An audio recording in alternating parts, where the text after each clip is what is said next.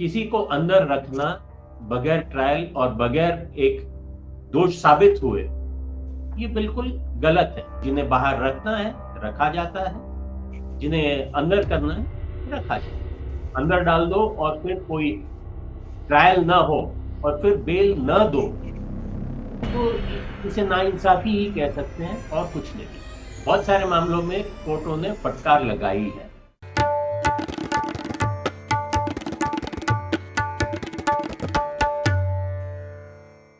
आदाब, नमस्कार। The red mic में आपका स्वागत है। मैं हूं सौरभ शुक्ला। 2020 फरवरी में दिल्ली के उत्तर पूर्वी हिस्से में दंगे हुए, जिसमें 53 लोगों की मौत हुई, जिसमें हिंदू और मुसलमान दोनों शामिल थे। इस दंगे की साजिश रचने के आरोप में एफआईआर 59 दर्ज की गई और उसके संबंध में बेल याचिका बहुत समय से लंबित थी उन लोगों की जिनकी लगातार पिछले 24 घंटों से चर्चा हो रही है। उमर खालिद, गुलफिशा, खालिद सैफी, कुछ और लोग। ये सब लोग लगभग 5 साल से जेल में बंद हैं। अब तक ट्रायल नहीं शुरू हुआ। तरीके से, सलीके से उनकी बेल को हाईकोर्ट ने खारिज कर दिया। हाईकोर्ट ने खारिज करते हुए बेल कहा कि शांतिपूर्ण विरोध प्रदर्शनों में भाग लेना, सार्वजनिक सभाओं में भाषण देने का अधिकार अनुच्छेद 19(1)(1) के तहत संरक्षित है, लेकिन इसका इस्तेमाल गलत तरीके से नहीं किया जा सकता। 133 पेज का जजमेंट है और ये जजमेंट न्यायमूर्ति नवीन चावला और न्यायमूर्ति शरिंदर कौर ने दिया है। क्यों नहीं मिली उमर खालिद को बेल?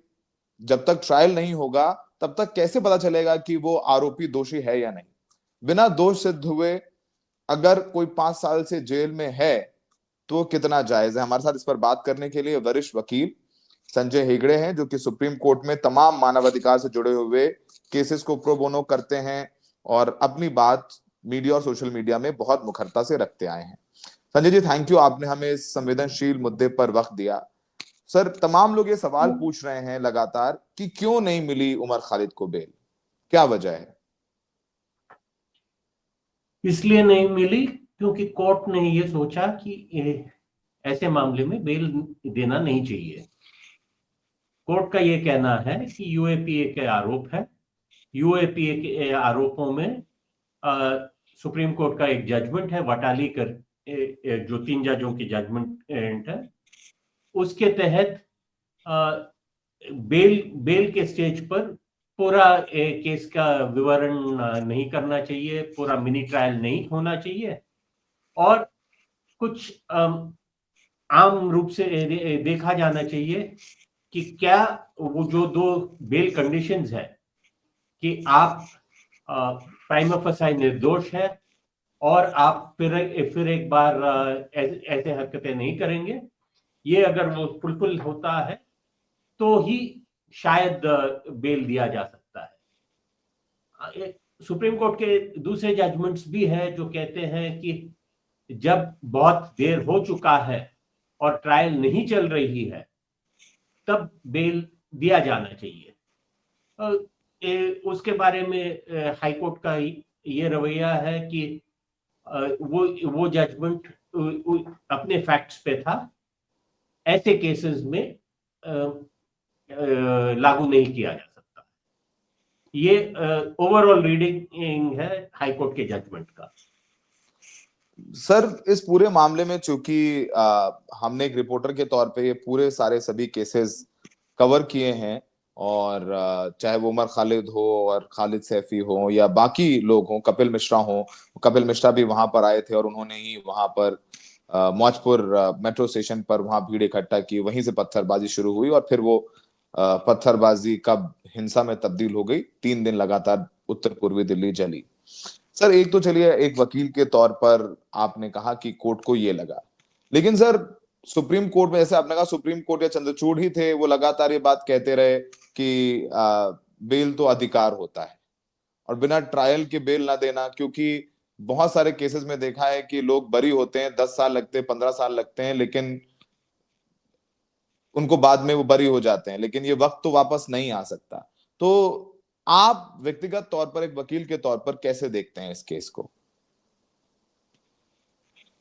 व्यक्तिगत तौर पर मैं यही कहता हूं कि चंद्रचूड़ से पहले भी सुप्रीम कोर्ट था, चंद्रचूड़ के बाद भी सुप्रीम कोर्ट है, और सुप्रीम कोर्ट का ये प्रिंसिपल हमेशा रहा है कि अमूमन बेल होना चाहिए, जेल नहीं। ये नॉर्मल रूल है। कोई भी आ सकता है, अजमल कसाब हो या कोई टेररिस्ट मामला हो, दिया नहीं जा सकता, ठीक है। पर आम आदमी, आम औरत जब कोई धरना पे चले, जब कोई विरोध प्रकट करे, अगर आप उसे अंदर डाल दो और फिर कोई ट्रायल ना हो और फिर बेल ना दो, तो इसे नाइंसाफी ही कह सकते हैं और कुछ नहीं। इसे नाइंसाफी कह सकते हैं और कुछ नहीं कह सकते।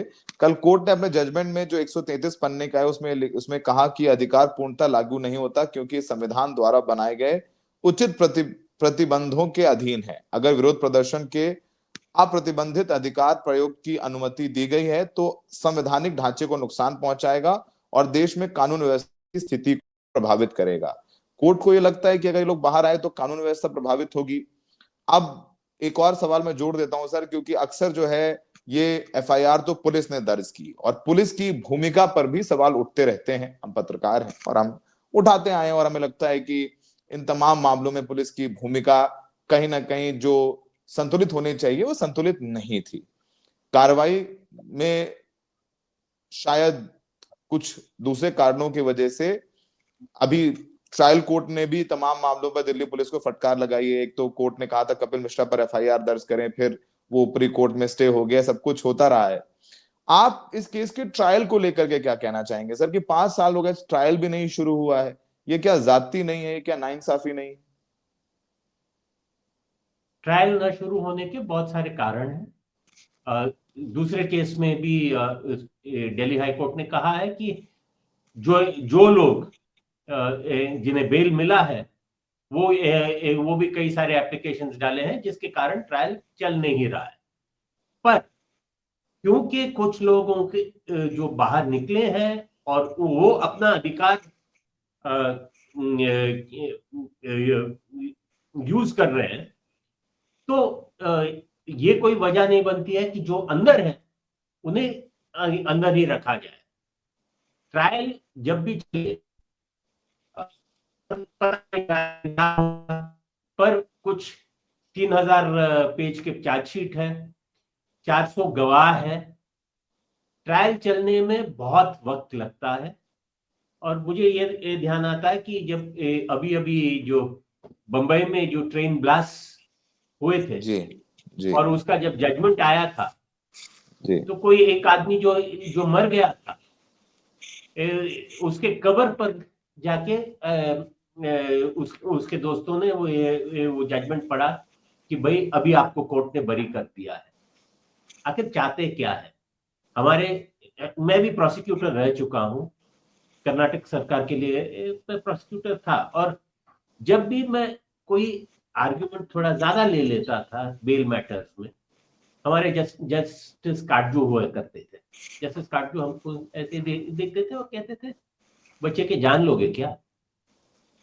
और ये बच्चे की जान लोगे क्या, वो वाला प्रिंसिपल, उसी प्रिंसिपल पर बहुत सारे सुप्रीम कोर्ट में बहुत सारे मैटर्स में बेल हो जाता है, क्योंकि जब तक ट्रायल कार्रवाई ट्रायल कोर्ट से फिर हाई कोर्ट से जब तक सुप्रीम कोर्ट आ जाए, तो उसमें ही इतना वक्त निकल जाता है। और पुलिस तो फिर दूसरों को डरा सकती है। देखो, उनको बेल मिला पर कितने साल बाद, बेल मिला पर कितने साल बाद पुलिस।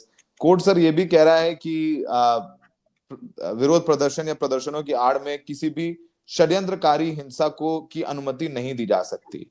अभिव्यक्ति की आजादी के दायरे में ये सब गतिविधियां नहीं आती, बशर्ते ऐसे प्रदर्शन व्यवस्थित, शांतिपूर्ण और बिना हथियारों के हों। कोर्ट ने काफी सख्त टिप्पणियां भी करी हैं। संजय जी, अब क्या विकल्प बचते हैं इन सब लोगों के पास, उमर खालिद या खालिद सैफी या शिफा उर रहमान, गुलफिशां, ये सब लोग जब ये जेल गए तो ज्यादातर ये स्टूडेंट्स थे।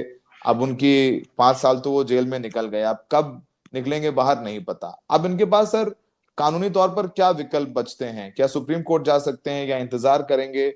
वो बताइए दर्शकों को सर प्लीज। देखिए, मुझे कोई और विकल्प नहीं दिखता है, सुप्रीम कोर्ट को ही जाना पड़ेगा और सिर्फ बेल के इशू पे जाना पड़ेगा। अ, मैं ये मानता हूं कि जितनी जल्दी सुप्रीम कोर्ट आ जाए वही बेहतर है सबके लिए, क्योंकि ट्रायल के लिए इंतजार करना अब विफल है। और वापस ट्रायल कोर्ट से तो बेल अभी नहीं मांगा जा सकता है दिल्ली हाई कोर्ट के इस फैसले के बाद। तो ये फैसले की जो भी सब टिप्पणियां हैं वो भी बेल के बीच में आ जाएगी। और मेरा ये मानना है कि सुप्रीम कोर्ट के सिवा और कोई रास्ता है नहीं। सुप्रीम कोर्ट के सिवा और कोई रास्ता नहीं है। सर, जिस तरीके की जो सख्त टिप्पणियां की हैं हाई कोर्ट ने कि हिंसक नहीं हो सकता प्रदर्शन, अभिव्यक्ति की आजादी की का गलत इस्तेमाल नहीं होना चाहिए, क्या ये जो टिप्पणियां हैं हाई कोर्ट की और बेल के मामले में इतनी सख्त टिप्पणियां करना, क्या ये इनके ट्रायल पर भी असर डाल सकता है? जो केस जब ट्रायल होंगे ये टिप्पणियों का असर होता है क्या? ये ट्रायल कोर्ट तो दिल्ली हाई कोर्ट से नीचे ही हुआ। देखिए, ये ट्रायल को भी इन्फ्लुएंस कर सकता है। और ये सारे जो ऑब्जर्वेशन है बिल्कुल कोई कोर्ट के सुप्रीम कोर्ट के कह सकता है कि नहीं, ये ट्रायल कोर्ट को इन्फ्लुएंस नहीं करेगा वगैरह वगैरह। पर ये जो अप्रोच है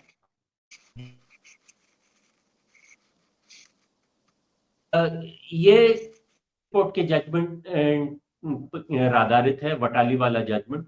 और जब तक वटाली के जजमेंट को सुप्रीम कोर्ट रिकंसिडर नहीं करेगा तब तक किसी पर भी जब यूएपीए आरोप लगते हैं तो बेल मिलना बहुत ही मुश्किल होगा।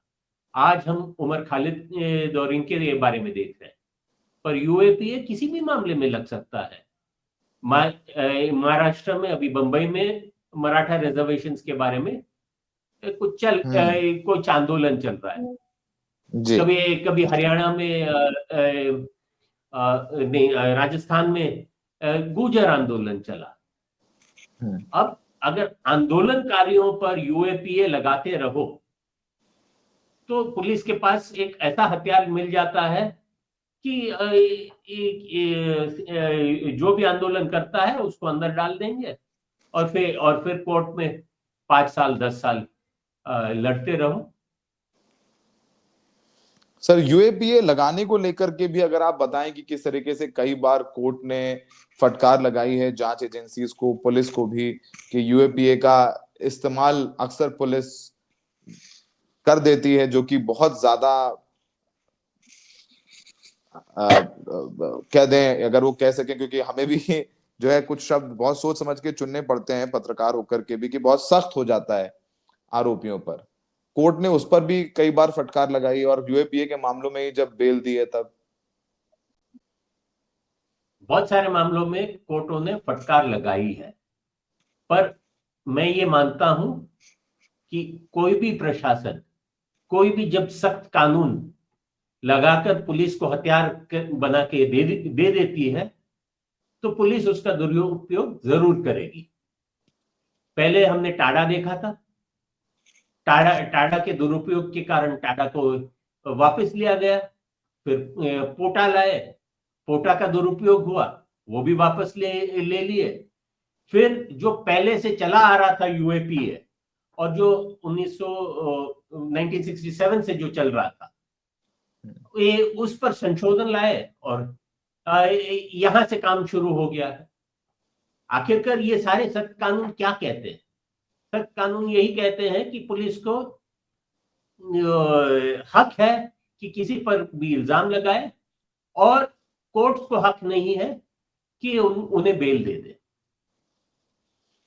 सर, जब इस मामले में सुनवाई चल रही थी तो तुषार मेहता जो केंद्र सरकार के वकील हैं, दिल्ली पुलिस को उन्होंने रिप्रेजेंट किया, सॉलिसिटर जनरल हैं, उन्होंने कहा कि राष्ट्र के खिलाफ काम करने वालों को सजा या बरी होने तक जेल में रहना चाहिए।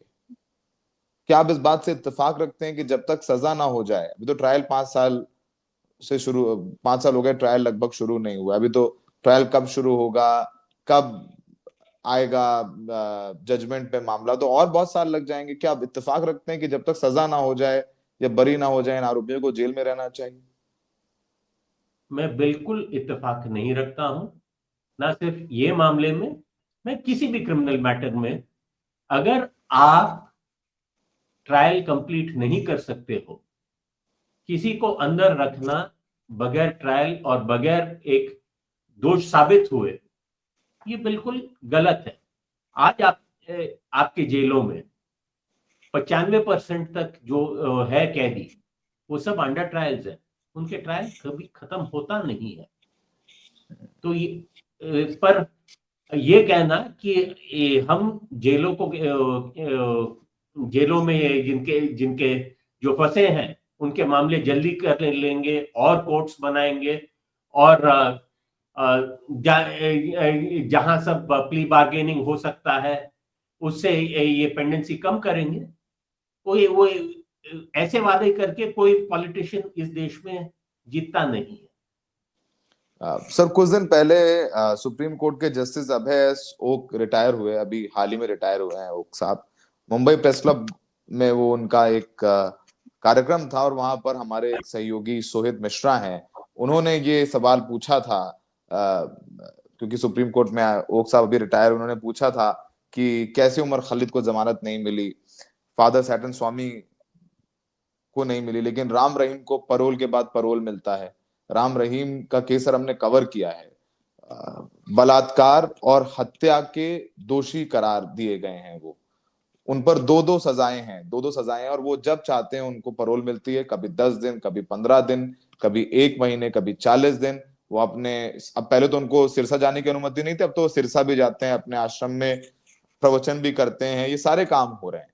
कहीं ना कहीं सर जब ये देखते हैं कि एक बलात्कारी, एक हत्यारे को बेल मिलती है लेकिन अंडर ट्रायल कैदियों को नहीं, तो वो भी सर हमारी न्याय व्यवस्था पर सवाल खड़ा करने जैसा है। अभयोग साहब ने ये कहा था कि ये शोध करने का विषय है, उनका जवाब था कि ये रिसर्च करने का विषय है। क्या कहेंगे इस पर सर आप? अगर ओक साहब उस पर शोध करेंगे और लिखेंगे तो देश के लिए बेहतर होगा। और मेरा तो यही कहना है कि ये बिल्कुल दर्शाता है कि हमारी न्याय व्यवस्था एक सिलेक्टिव न्याय व्यवस्था होता है। जिन्हें जिन्हें बेल देना है, जिन्हें बाहर रखना है, रखा जाता है, जिन्हें अंदर करना है, रखा जाता है। ये सर बहुत बड़ी बात आपने कही है। ये सब लोग जेल में है, गुलफिशा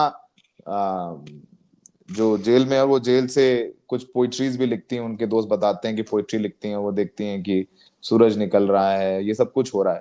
काफी लोग बटे हुए हैं कि जजमेंट होना चाहिए, नहीं मिलना चाहिए। सुप्रीम कोर्ट में भी कई बार पिटिशन लगाई, फिर विड्रॉ कर ली। चंद्रचूड़ साहब ने कहा कि वो उन्होंने बार बार पिटिशन लगा के विड्रॉ कर ली, तो वो भी एक कारण चंद्रचूड़ साहब ने बोला कि बेल अब तक इसलिए नहीं मिली और अब जाके खारिज हुई है।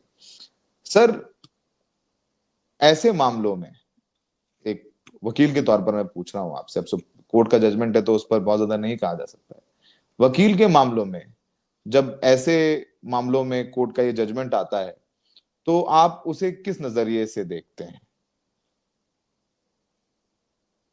एक वकालत की ही कहानी बताता हूं। जी सर। इमरजेंसी के वक्त एक बहुत बुरा जजमेंट आया था सुप्रीम कोर्ट का, एडीएम जबलपुर। जिस दिन एडीएम जबलपुर वाला जजमेंट आया था, एक वकील ने एक दूसरे वकील को एयर इंडिया के फ्लाइट पे ढकेल दिया और बोला कि वाह, कि साहब आप इस देश को अभी छोड़ के चले जाओ, मैं आपको बचा नहीं सकता। जो एयर इंडिया फ्लाइट पे ढकेले गए थे वो राम जेठमलानी साहब थे, और जो जिन्होंने ढकेला था वो कांग्रेस के AR अंतुले साहब थे, जो वकील थे। तो वकील के तौर पर मैं ये मानता हूं कि जब हमारे जो मित्र जो जज बन के बैठे हैं, देश के लोगों की जो लिबर्टी है प्रोटेक्ट नहीं कर सकते हैं, हम बहुत चिंतित होते हैं, सोच में आ जाते हैं। बहुत बड़ी बात कही आपने संजय सर, थैंक यू। आपकी तबीयत ठीक नहीं थी, हमने आपको रिक्वेस्ट किया और आपने हमें वक्त दिया। हमेशा द रेड माइक को आप बहुत वक्त देते हैं सर। बहुत बहुत शुक्रिया हमसे जुड़ने के लिए, और आगे भी तमाम महत्वपूर्ण विषयों पर सर हम आपको तकलीफ देते रहेंगे। बहुत बहुत शुक्रिया सर। शुक्रिया।